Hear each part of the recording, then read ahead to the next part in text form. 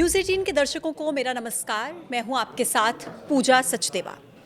Delhi high court के senior जज यशवंत वर्मा इन दिनों खूब चर्चा में हैं और वजह है कथित तौर पर उनके आवास से मिला बेहिसाब कैश। होली के दिन यानी कि 14 मार्च को दिल्ली में उनके सरकारी बंगले में आग लगने की एक घटना हुई और उस समय जस्टिस वर्मा कहीं बाहर गए हुए थे। परिवार ने आग बुझाने के लिए फायर ब्रिगेड से मदद मांगी और फायर ब्रिगेड ने एक टीम को उनके घर पर भेज दिया। रिपोर्ट्स में यह दावा किया गया कि बंगले में आग बुझाने के दौरान एक कमरे में करोड़ों की नकदी मिली। लेकिन अब एक ऐसा बयान सामने आया जिसने इस पूरे मामले को एक नया मोड़ दे दिया। Delhi fire department chief Atul Garg का कहना है कि उनकी टीम को वहां पर कोई नकदी नहीं मिली। उन्होंने कैश मिलने की खबरों का खंडन कर दिया।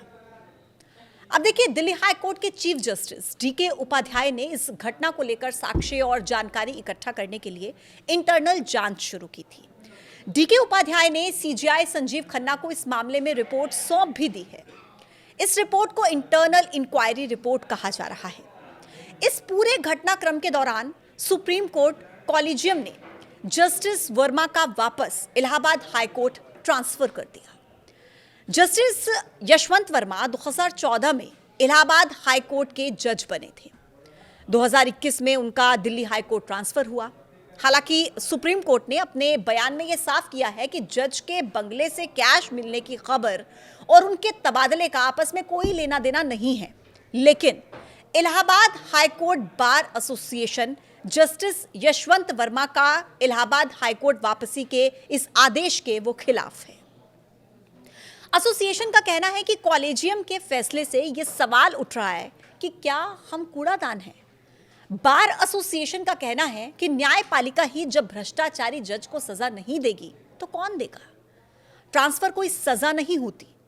Allahabad high court bar association के अध्यक्ष अनिल तिवारी ने कहा है कि किसी सामान्य कर्मचारी के घर पर अगर 15 लाख रुपए मिलते हैं तो उसे जेल भेज दिया जाता है और जज के घर पर अगर 15 करोड़ रुपए मिले हैं तो उन्हें घर वापसी का इनाम दिया जा रहा है। जबलपुर के जज से भी हमारे संवाददाता ने इसको लेकर सवाल पूछा।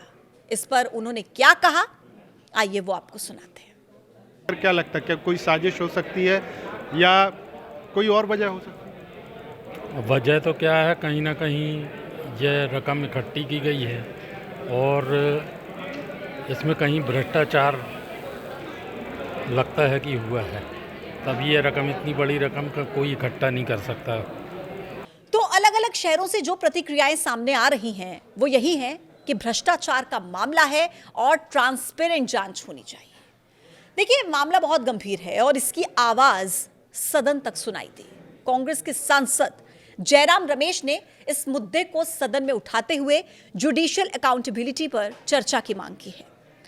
राज्यसभा के चेयरमैन और उपराष्ट्रपति जगदीप धनखड़ ने इस पर जवाब देते हुए कहा कि सिस्टम में पारदर्शिता और जवाबदेही जरूरी है और वो इस मुद्दे पर एक स्ट्रक्चर्ड डिस्कशन करवाएंगे।